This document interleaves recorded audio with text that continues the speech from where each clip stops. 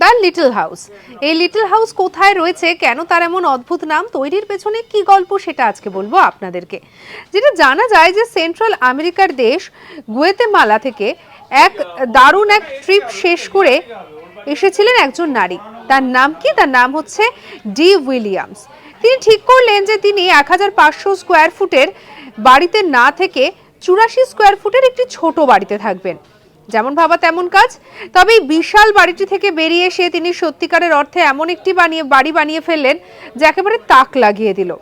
এই বাড়িটির ঠিকানা হলো উইলিয়ামসের এক বন্ধুর বাড়ির পেছনের উঠোনে। এবং যেটা দেখা যায় যে লিটল হাউস, এই বাড়িটি বানাতে নাকি খরচা হয়েছিল $10,000 মতো। এই টাকা দিয়ে বানানো সম্ভব হয়েছিল এই বাড়িটি। তবে রক্ষণাবেক্ষণের খরচা কিন্তু এর চেয়ে অনেকটাই কম। রান্নার কাজ করার জন্য এখানে রয়েছে একটি ছোট গ্যাস ট্যাঙ্ক, বিদ্যুতের জন্য সোলার প্যানেল এবং বিভিন্ন ধরনের ব্যবস্থাপনাও কিন্তু রয়েছে এই বাড়িতে। তাই বাড়িটি দেখতে যতটাই ছোট হোক না কেন, এই বাড়ির আভ্যন্তরীণ সাজসজ্জা নজর কাড়া। সঙ্গে রাখুন আজ তাক বাংলাকে, সাবস্ক্রাইব করতে ভুলবেন না।